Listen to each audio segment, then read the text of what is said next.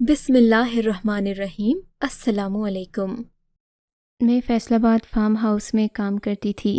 ان دنوں میرے پاس ذریعہ آمدن کوئی نہیں تھا، اسی لیے اماں نے مجھے ایک فارم ہاؤس پر ایک عورت کے پاس رکھ دیا تھا۔ یہ شادی شدہ جوڑا تھا۔ میاں کی عمر تقریباً 32 سے 35 سال کے درمیان ہوگی، جبکہ اس کی بیوی محض 24 سال کی تھی۔ میں اس کی بیوی کے ساتھ رہتی۔ وہ شخص اپنی بیوی سے سنا تھا کہ بہت محبت کرتا ہے، لیکن جب میں اس گھر میں آئی تو یہاں کا ماحول عجیب سا تھا۔ آج تقریباً شام کے 7 بجے میں اس بنگلے یعنی فارم ہاؤس میں داخل ہوئی تھی، مگر مجھے کہیں پہ بھی ان کے ہنسنے بولنے کی آوازیں نہیں آ رہی تھیں۔ میں آگے بڑھنے لگی، تبھی ایک خوبصورت عورت جس کی عمر 22 سے 24 سال کے درمیان ہوگی اپنے گھر سے باہر آئی اور میرا یوں استقبال کرنے لگی جیسے صدیوں سے کوئی میرا انتظار کر رہا تھا اور میں اس کی تنہائی دور کرنے کا سامان ہوں۔ میں نے دیکھا آنکھوں میں ویرانی اور اداسی سی تھی۔ شکر ہے کہ تم آ گئی، مجھے تمہیں دیکھ کر بہت خوشی ہوئی ہے۔ تم بھی چھوٹی سی ہو، تمہاری عمر زیادہ نہیں، مجھ سے 3-4 سال ہی کم ہوگی۔ وہ لڑکی خوشی سے مجھے گلے لگاتے ہوئے بولی تو مجھے بڑا اپنائیت کا احساس ہوا۔ لگتا ہے کہ آپ یہاں بہت اکیلی ہیں۔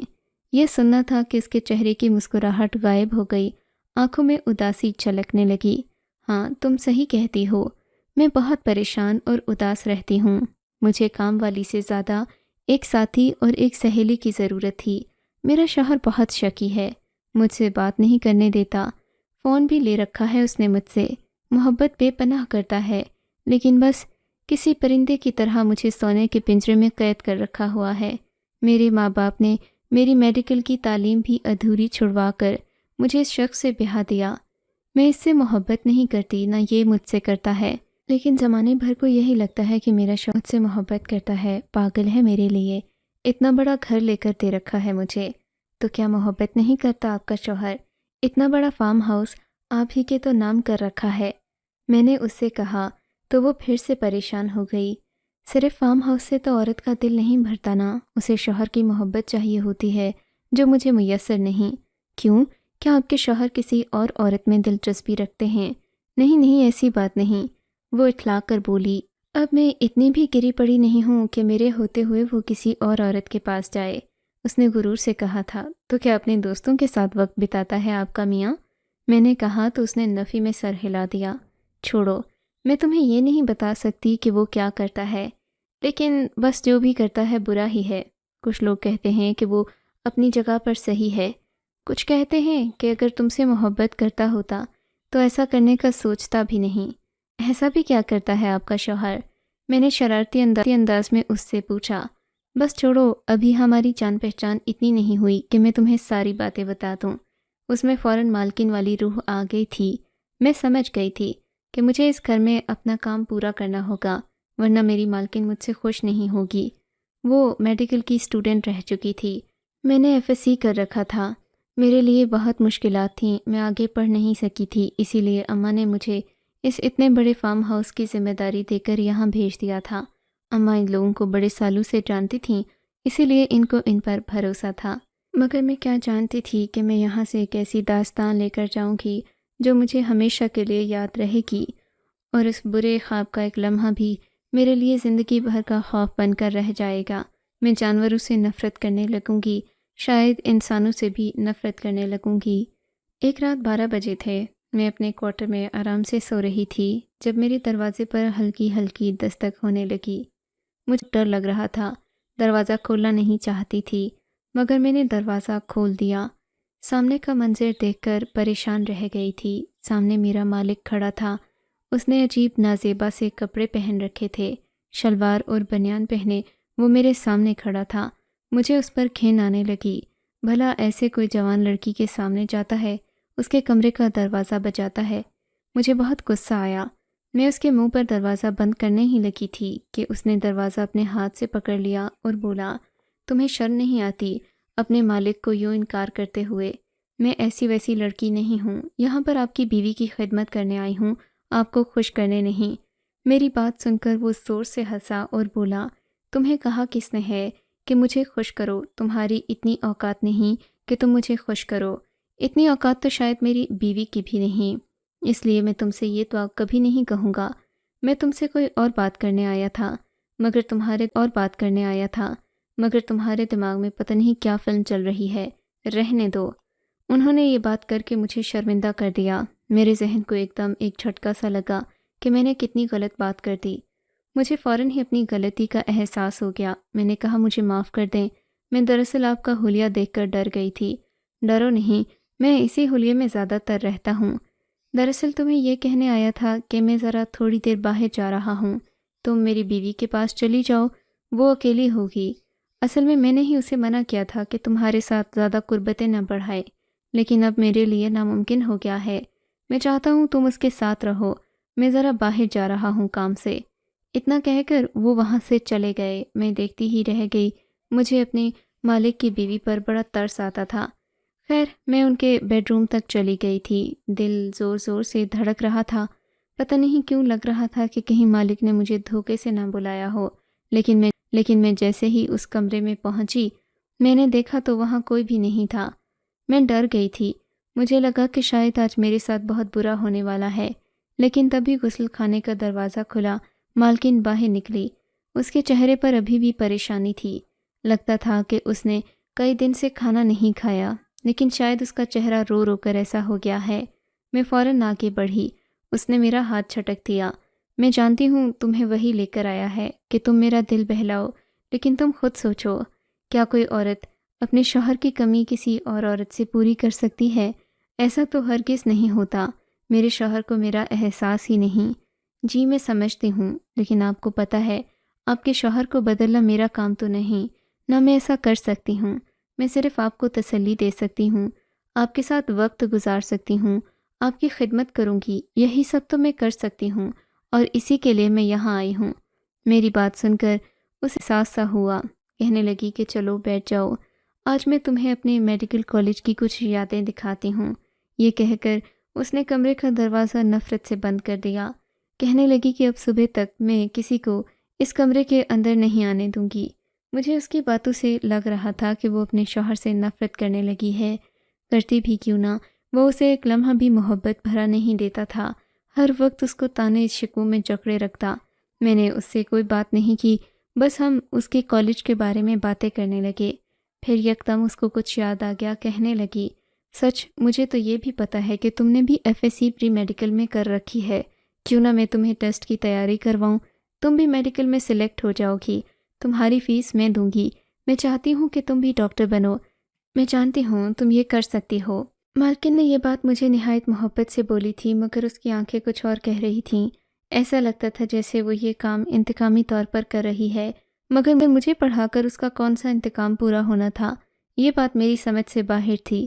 اس نے مجھ سے جو کہا وہ میرے لیے ایک سنہری موقع سے کم نہیں تھا۔ اسی وجہ سے میں نے اگلے ہی دن اس کے پاس کتابیں لا کر پڑھنا شروع کر دیا۔ اب وہ مجھے دن رات پڑھاتی۔ ٹیسٹ کی تیاری کرتے کرتے 3 مہینے کیسے گزرے پتہ ہی نہیں چلا۔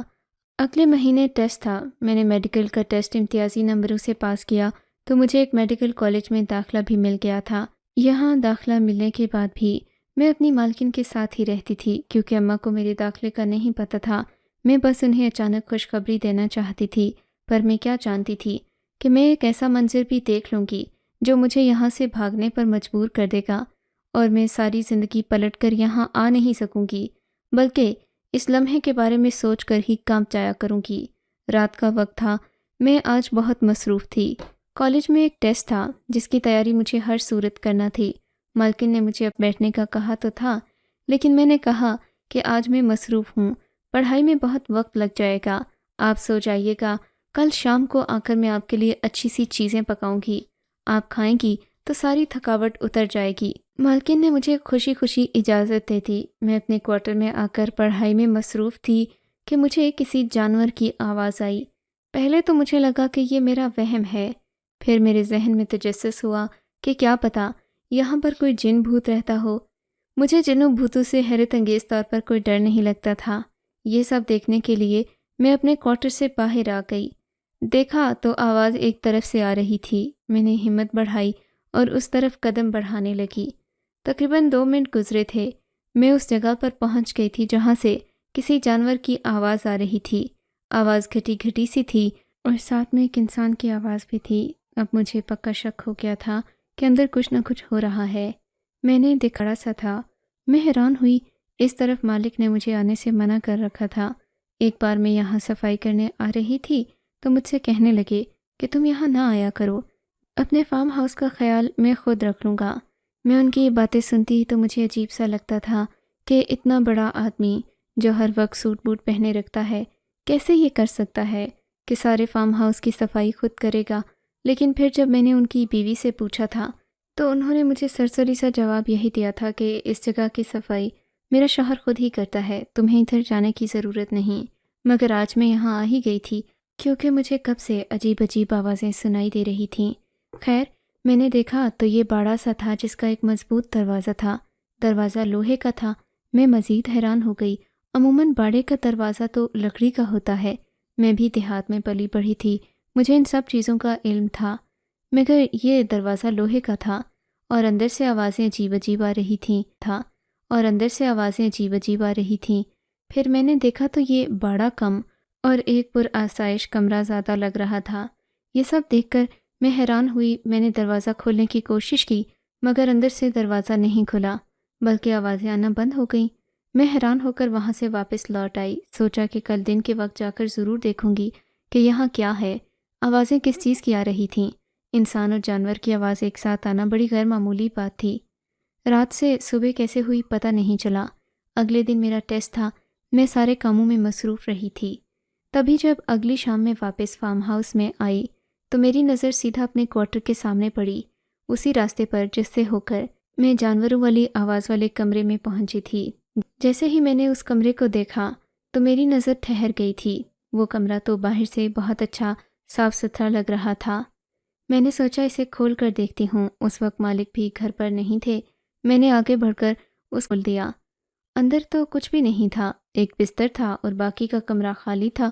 یہ دیکھ کر میں حیران ہو گئی تھی کہ آخر یہاں کون سا جانور ہو سکتا ہے اور مالک یہاں کیوں نہیں آنے دیتا، جبکہ اس کمرے میں تو کچھ بھی ایسی خاص چیز نہیں تھی جس سے مجھے پتہ چلتا کہ یہاں پر کوئی ایسا ناجائز یا پھر خفیہ کام ہو رہا ہے جس سے مجھ سے چھپایا جا رہا ہے۔ میں نے اس بات کو وہم سمجھ کر ٹال دیا، مگر جیسے ہی میں مالکن سے ملنے کمرے میں گئی تو وہ غصے میں بھری بیٹھی ہوئی تھیں۔ تمہیں میں نے منع کیا تھا کہ اس طرف نہیں جانا تو تم کیوں گئیں؟ آپ کو کس نے بتایا؟ مجھے میرے شوہر نے بتایا ہے کہ کل رات کو تم اس طرف گئی تھی، ممنوعہ علاقہ ہے وہ، وہاں جانے سے تمہیں منع بھی کر رکھا تھا، مگر تم نے پھر نہیں بات مانی۔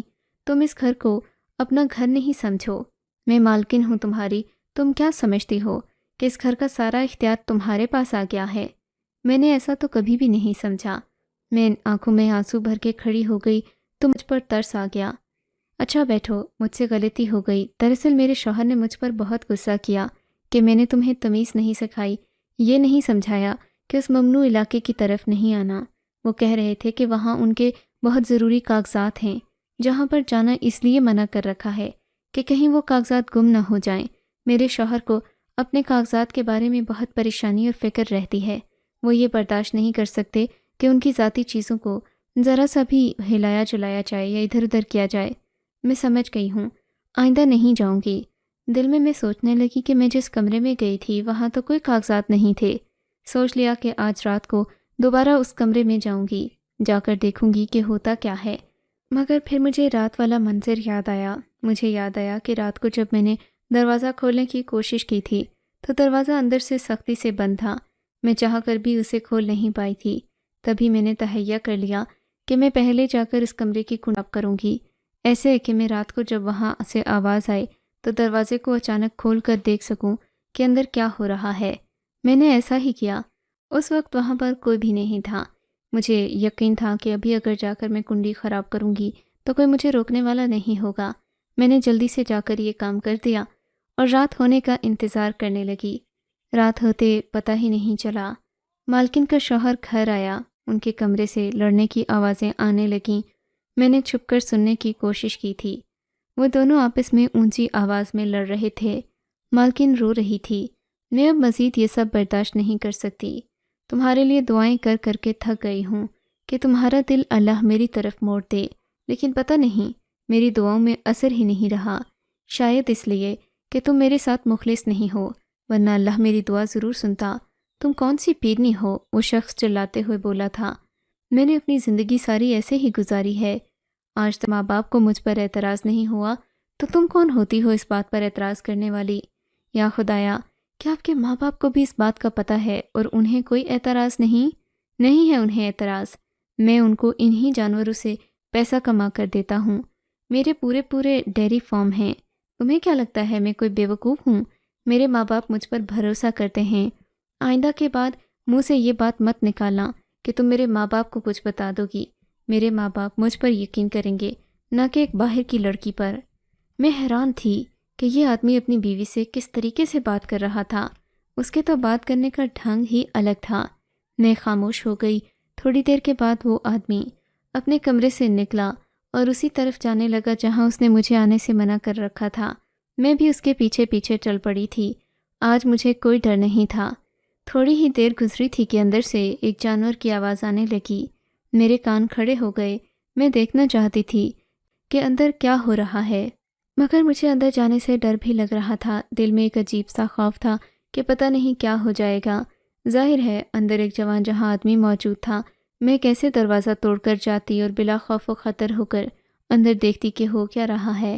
بالآخر مجھ میں ہمت آ ہی گئی۔ میں نے جب دروازے کو زور سے کھولا تو سامنے کا منظر میری آنکھوں کے سامنے صاف دکھائی دے رہا تھا، مگر میں نے اپنی آنکھوں پر ہاتھ رکھ لیا۔ میں یہ منظر دیکھنا بھی نہیں چاہتی تھی۔ اتنی نازیبا حرکت میں نے زندگی میں آج تک کسی کو کرتے نہیں دیکھا تھا۔ میں تو اپنے کانوں پر ہاتھ رکھ کر وہاں سے پلٹ آئی تھی، مگر مجھے بہت زیادہ خوف بھی تھا کہ مالک کو اب میری حقیقت بھی پتہ چل چکی تھی، کیونکہ اب مالک یہ جان گیا تھا کہ میں اس کی حقیقت جان گئی ہوں۔ ہم دونوں ہی ایک دوسرے کے لیے خطرناک ہو گئے تھے۔ سو میں نے بنا کسی چوں چرا کے مالکن سے معذرت کر لی اور کہا کہ میں دوبارہ آپ کے گھر نہیں آؤں گی۔ مالکن کو حیرت بھی ہوئی تھی کیونکہ اس کے مجھ پر بہت احسانات تھے، مگر میں اسے کوئی بات بتا کر پریشان نہیں کرنا چاہتی تھی۔ میں نے اس سے کہا کہ اب مجھے یہاں سے جانا ہوگا۔ اس نے میری بہت منت کی کہ تم رک جاؤ، ایسا کرنے سے میں اکیلی رہ جاؤں گی، مگر میں نے مالکن کی کوئی بات نہیں مانی، اور سچ پوچھیں تو میں ماننا بھی نہیں چاہتی تھی۔ اب اس گھر میں رہنا میرے لیے ناممکن ہو گیا تھا۔ میں نے یہاں سے جانے کی ٹھان لی تھی۔ میں نے اسی وقت اپنا بیگ وغیرہ پیک کر لیا، مالکن کو ہمیشہ کے لیے خدا حافظ کیا، شکریہ بھی کہا اور وہاں سے نکل آئی۔ مجھے یہ لگ رہا تھا کہ اب میں اپنے مالک کو زندگی میں کبھی نہیں دیکھوں گی، مگر شاید یہ میری بھول تھی۔ جو کچھ میں سوچ رہی تھی وہ غلط ثابت ہونے جا رہا تھا۔ میں تو اپنے مالک سے ڈر گئی تھی، مگر میں یہ نہیں جانتی تھی کہ میں دنیا میں اسے دوبارہ بھی دیکھوں گی۔ 3-4 سال گزر گئے تھے۔ میں اپنی ڈاکٹری میں بہت آگے چلی گئی تھی۔ میں نے میڈیکل کی، اماں ابا مجھ پر فخر کرتے تھے۔ ایک سرکاری ہسپتال میں میری نوکری بھی لگ چکی تھی۔ اب میں اپنی زندگی کامیابی سے گزار رہی تھی۔ میں مالکن سے ملنا بھی چاہتی تھی جس نے مجھے اس مقام پر پہنچایا، ورنہ میری تعلیم ادھوری رہ گئی تھی۔ زندگی میں ناکام سی ہو گئی تھی، لیکن پھر وہ ہوا جو میں نے سوچا بھی نہیں تھا۔ اللہ نے مجھے مالکن سے دوبارہ کسی اور ہی جگہ، کسی اور ہی روپ میں ملوا دیا۔ میں ایک دن معمول کے مطابق ہسپتال میں ڈیوٹی کر رہی تھی۔ مجھے پتہ چلا کہ ایک مریض بہت عجیب و غریب انفیکشن کے ساتھ ہسپتال میں داخل ہوا ہے۔ میں اسے دیکھنے کے لیے جانا تو نہیں چاہتی تھی، مگر وہ میری وارڈ میں داخل تھا۔ راؤنڈ پر جاتے ہوئے میں نے سوچا کہ میں اس سے معلومات حاصل کر لوں گی۔ اگر زیادہ مشکل بیماری ہوئی تو میں اس کے بارے میں کوئی نہ کوئی حل ضرور نکالوں گی، میڈیکل بورڈ سے تفصیل میں بات کروں گی وغیرہ وغیرہ۔ میں راؤنڈ پر گئی تو وارڈ میں وہ شخص نہیں تھا۔ اس مریض کو ایک الگ کمرے میں منتقل، نرس سے پوچھا کہ پرائیویٹ روم میں ایسے مریض کو داخل کرنے کی کیا وجہ تھی، کیا کوئی وہ زیادہ خاص مریض تھا یا پھر امیر تھا، باقیوں کے ساتھ اسے کیوں نہیں رکھا گیا۔ نرس نے کہا کہ ویسے وہ امیر تو بہت تھا، اس کے پاس دولت کی کمی نہیں تھی، لیکن اسے پرائیویٹ کمرے میں منتقل کرنے کی وجہ یہ نہیں ہے، بلکہ اس کی بگڑتی ہوئی حالت تھی جس کی وجہ سے باقی لوگ بھی پریشان ہو رہے تھے۔ ایک تو وہ بیمار ہے، اوپر سے نفسیاتی ہے، پاگل ہو چکا ہے تقریباً، ہر وقت ہی چیختا رہتا ہے۔ یہ دیکھ کر مجھے پریشانی ہوئی۔ میں نے کہا مجھے پرائیویٹ روم تک لے چلو۔ نرس مجھے پرائیویٹ روم میں لائی تو اس شخص کے چہرے پر نظر پڑتے ہی میری تو جیسے سر پر حیرتوں کے پہاڑ ٹوٹ پڑے۔ میں حیرت سے اس شخص کو دیکھنے لگی۔ وہ کوئی اور نہیں، میرا وہ مالک ہی تھا۔ جس نے مجھے حقارت سے اپنے گھر سے نکل جانے کو کہا تھا، اور جس نے مجھے یہ کہا تھا کہ میں اس کی اس گندی حقیقت کا ذکر کسی سے بھی نہ کروں۔ میں اسے دیکھ کر حیران تھی، اور وہ مجھے دیکھ کر شرمندہ تھا۔ اپنے گناہوں نے اسے کس نہج پر پہنچا دیا تھا۔ وہ رو رو کر اپنے گناہ کی معافی اللہ سے مانگتا کہ اس نے ایک قدرتی اور فطری عمل کو چھوڑ کر جانوروں کو اپنی لذت کا ذریعہ بنا لیا۔ اس کی بیوی اسے چھوڑ کر جا چکی تھی، مگر خاندان والے چونکہ اس شخص کی ابھی بھی قدر کرتے تھے کہ اس نے ان پر بہت احسانات کیے تھے، وہ اس کا ساتھ دے رہے تھے۔ سوائے اس کے اور اس کی بیوی کے کسی کو یہ بات معلوم نہیں تھی کہ وہ اس حالت کو کیسے پہنچا۔ اللہ کا عذاب اس پر نازل ہو چکا تھا۔ ذہن میں اسے ہر وقت ایک عجیب و غریب بیماری کا وہم رہتا۔ وہ سب سے یہی شکایت کرتا کہ میری نسوں میں کوئی کیڑا ہے جو مجھے ڈنگ مارتا ہے۔ ڈاکٹرز نے سب ٹیسٹ کر لیے تھے، مگر اس ٹیسٹ کے نتیجے میں کوئی بیماری سامنے نہیں آئی تھی۔ پھر اس شخص کو یہ کیسا وہم، کیسی بیماری اور کیسی الجھن تھی۔ یقیناً اس بات میں کوئی شک نہیں کہ وہ اللہ کے عذاب کے آگے آ چکا تھا۔ خدا ہمیں بھی ایسی لغو باتوں سے بچائے اور ہمیں اپنی رحمت کی چادر میں لے لے۔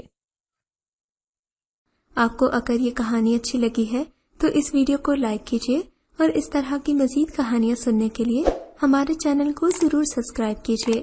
کہانی سننے کا شکریہ۔ آپ سے ملاقات ہوگی اگلی ویڈیو میں، تب تک کے لیے اللہ حافظ۔